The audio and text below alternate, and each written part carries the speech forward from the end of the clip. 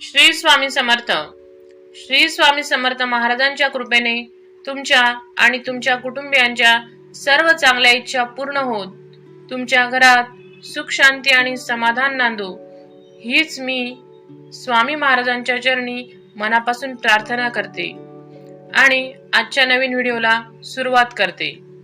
आजचा विषय अतिशय महत्त्वाचा आहे, कारण या वर्षी अनेक महिलांच्या मनात एकच प्रश्न आहे, हरतालिका आणि गणेश चतुर्थी एकाच दिवशी आल्यावर नेमके काय करायचे? आधी हरतालिकेची पूजा करायची की गणपती बाप्पांची स्थापना करायची? हरतालिकेचा उपवास कधी सोडायचा? हरतालिकेची पूजा सकाळीच करावी लागेल का? घरात गणपती बाप्पा बसवणार असू तर हरतालिकेची पूजा कोठे आणि कशी मांडायची? आणि सर्वात महत्त्वाचे म्हणजे हरतालिकेच्या पूजेचे विसर्जन कधी करायचे? आजच्या व्हिडिओमध्ये आपण या सर्व प्रश्नांची माहिती अगदी सोप्या भाषेत जाणून घेणार आहोत, त्यामुळे व्हिडिओ शेवटपर्यंत नक्की पहा. आता आपण 2026 मध्ये दोन्ही सण कधी आहेत? सर्वप्रथम तारीख जाणून घेऊया. 2026 मध्ये हरतालिका आणि गणेश चतुर्थी सोमवार 14 सप्टेंबर रोजी येत आहेत. हरतालिकेसाठी महत्त्वाची असलेली तृतीया तिथी 13 सप्टेंबर रोजी सुरू होऊन 14 सप्टेंबरला सकाळी साधारण 7:06 आहे. त्यानंतर चतुर्थी तिथी सुरू होते आणि गणेश चतुर्थीचे पूजन केले जाते. म्हणजेच या वर्षी एकाच दिवशी माता पार्वती आणि भगवान शिव यांचे हरतालिका व्रत तसेच विघ्नहर्ता गणपती बाप्पांचे आगमन असा दुहेरी धार्मिक उत्सव अनुभवायला मिळणार आहे. आता येतो सर्वात महत्त्वाचा प्रश्न, आधी हरतालिकेची पूजा करायची की गणपती बाप्पांची स्थापना करायची? याबाबत एक गोष्ट लक्षात घ्या, प्रत्येक घराची परंपरा आणि स्थानिक पद्धत थोडी वेगळी असू शकते. या वर्षी तृतीया तिथी सकाळी 7:06 असल्यामुळे ज्या महिलांना तिथीनुसार हरतालिकेचे पूजन करायचे आहे त्यांनी सकाळी लवकर हरतालिकेची पूजा करून घेणे अधिक सोयीचे आणि परंपरेनुसार योग्य ठरू शकते. त्यानंतर गणपती बाप्पाची स्थापना त्यांच्या शहरातील योग्य वेळेनुसार करता येईल. म्हणजेच एक सोपा क्रम असा ठेवता येईल, सकाळी हरतालिका पूजन आणि त्यानंतर गणपती बाप्पांची स्थापना व पूजा.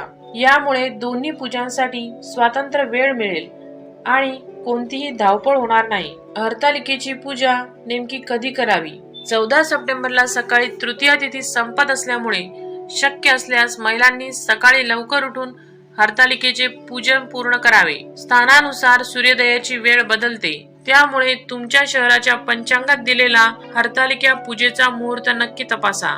महाराष्ट्रातील वेगवेगळ्या शहरांमध्ये सूर्योदयाच्या वेळेनुसार थोडाफार फरक असू शकतो. ज्यांना विधीपूर्वक तिथीच्या वेळेत पूजा करणे शक्य आहे त्यांनी तसे करावे. पण काही महिलांना घरातील कामे, मुलांची जबाबदारी किंवा इतर कारणांमुळे अगदी पहाटे पूजा करणे शक्य नसेल तर अशा वेळी घाबरून जाऊ नका. श्रद्धा आणि घरची परंपरा यांनाही महत्त्व आहे. तुमच्या घरातील पुरोहित, कुलाचार किंवा स्थानिक पंचांगानुसार मार्गदर्शन घेऊन पूजा करा. आता बघूया गणपती बाप्पा कधी बसवावे. हरतालिकेची पूजा झाल्यानंतर गणपती बाप्पांच्या आगमनाची तयारी करता येईल. गणेश चतुर्थी मुख्य पूजा साधारणपणे माध्यान्ह काळात करण्याची परंपरा आहे. उदाहरणार्थ पुण्यासाठी 2026 मध्ये गणेश पूजेचा माध्यान्ह मुहूर्त सकाळी 11:16 ते दुपारी 1:44 असा दिला आहे. पण लक्षात ठेवा, ही वेळ सर्व शहरांसाठी एकसारखी नाही. म्हणून तुम्ही नाशिक, पुणे, मुंबई किंवा महाराष्ट्रातील इतर कोणत्याही शहरात असाल तर तुमच्या शहराच्या पंचांगातील वेळ नक्की तपासा. त्यामुळे व्हिडिओ पाहणाऱ्या सर्व भक्तांना मी एवढीच विनंती करेन की गणपती बाप्पांची स्थापना करण्यापूर्वी आपल्या शहरातील स्थानिक मुहूर्त पाहावा. आता अनेक महिलांना प्रश्न असेल की एकाच दिवशी दोन्ही पूजा असतील तर मांडणी कशी करायची? जर तुमच्या घरात 2 स्वतंत्र जागा असतील तर हरतालिकेची पूजा एका ठिकाणी आणि गणपती बाप्पांची स्थापना दुसऱ्या ठिकाणी करू शकता. यामुळे दोन्ही पूजा व्यवस्थित राहतील. पण प्रत्येकाच्या घरात इतकी जागा असेलच असे नाही.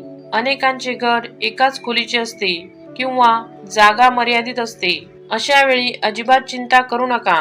स्वच्छ जागा करून शक्य तितक्या व्यवस्थितपणे आणि श्रद्धेने दोन्ही पूजा करता येतात. देवापुढे जागेच्या आकारापेक्षा मनातील भक्ती आणि श्रद्धा अधिक महत्वाची असते. म्हणून केवळ जागा कमी आहे म्हणून हरतालिका व्रत किंवा गणपतीची स्थापना याबाबत मनात गोंधळ निर्माण करू नका. आता हरतालिकेचा उपवास कधी सोडायचा हा देखील अत्यंत महत्वाचा प्रश्न आहे. हरतालिका व्रत करणाऱ्या अनेक महिला दिवसभर उपवास करतात. काही जणी निर्जला व्रत करतात तर काही जणी आपल्या परंपरेनुसार फळाहार करतात. उपवास कधी सोडायचा हे घरच्या परंपरेनुसार बदलू शकते. काही परंपरांमध्ये हरतालिकेची व्रत दुसऱ्या दिवशी पूजा विसर्जनानंतर सोडले जाते तर काही ठिकाणी वेगळी पद्धत पाळली जाते. म्हणून उपवास सोडण्याची वेळ ठरवताना आपल्या घरातील जुनी परंपरा, कुलाचार आणि स्थानिक धार्मिक मार्गदर्शन याला प्राधान्य द्या. आणि एक अत्यंत महत्वाची गोष्ट, आरोग्याची अडचण असल्यास उपाशी किंवा निर्जला राहण्याचा हट्ट करू नका.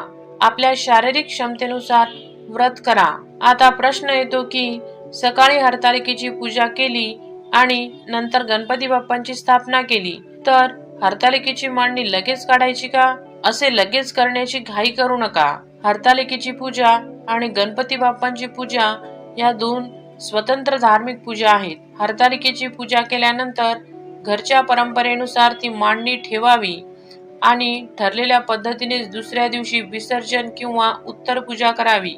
तुमच्या घरात दरवर्षी हरतालिकेची पूजा ज्या पद्धतीने केली जाते तीच पद्धत शक्यतो कायम ठेवावी. यावर्षी गणपती बाप्पा त्याच दिवशी येत आहेत म्हणून घाईघाईने हरतालिकेची पूजा संपवण्याची किंवा मांडणी लगेच उचलण्याची गरज नाही. यावर्षी हरतालिकेनंतरचा दिवस ऋषीपंचमीचा असल्यामुळे काही महिलांना आणखीन एक प्रश्न पडू शकतो. ज्या महिला हरतालिका आणि ऋषीपंचमी असे दोन्ही व्रते करतात त्यांनी त्यांच्या घरातील पारंपरिक पद्धतीनुसार उपवासाचे नियम पाळावेत. काही घरांमध्ये सलग व्रताची विशिष्ट पद्धत असते तर काही ठिकाणी ऋषीपंचमीचे व्रत स्वतंत्र केले जाते. म्हणून या ठिकाणी एकच नियम सर्वांना लागू होईल असे नाही. तुमच्या घराच्या परंपरेनुसार किंवा जाणकार पुरोहिताच्या मार्गदर्शनानुसार निर्णय घ्या. तर बघतो हो, या वर्षी 14 सप्टेंबर 2026 सोमवार या दिवशी हरतालिका आणि गणेश चतुर्थी एकत्र येत आहेत. हरतालिकेसाठी तृतीया तिथी सकाळी साधारण 7:06 आहे. त्यामुळे शक्य असल्यास हरतालिकेचे पूजन सकाळी लवकर करून घ्या. त्यानंतर तुमच्या शहराच्या स्थानिक पंचांगानुसार गणपती बाप्पाची स्थापना आणि माध्यान्ह पूजन करा. दोन्ही पूजा एकाच घरात असल्यामुळे घाबरून जाण्याची किंवा गोंधळून जाण्याची अजिबात गरज नाही. स्वच्छता, श्रद्धा, भक्ती आणि आपल्या घरची परंपरा जपणे हे सर्वात महत्वाचे आहे. हरतालिका आपल्याला माता पार्वतीची अखंड श्रद्धा आणि संकल्पाची शक्ती शिकवते तर गणपती बाप्पा आपल्याला बुद्धी, विवेक आणि संकटांवर मात करण्याची प्रेरणा देतात. म्हणून या दिवशी मनापासून माता पार्वती, भगवान शिव आणि गणपती बाप्पांची आराधना करा. तुमच्या घरावर माता पार्वती, भगवान शिव आणि गणपती बाप्पांची सदैव कृपा राहो. शेवटी सर्वांनी एकदा मनापासून म्हणा, गणपती बाप्पा मोरया, हर हर महादेव, श्री स्वामी समर्थ. व्हिडिओ मधील माहिती उपयोगी वाटली असेल तर व्हिडिओला लाईक करा. आपल्या कुटुंबीय आणि मैत्रिणींसोबत नक्की शेअर करा. आणि अशाच धार्मिक, व्रतवैकल्याची, सणाची आणि आध्यात्मिक माहिती जाणून घेण्यासाठी चॅनलला सबस्क्राईब करा. व्हिडिओ शेवटपर्यंत पाहिल्याबद्दल तुमचे मनापासून खूप खूप आभार.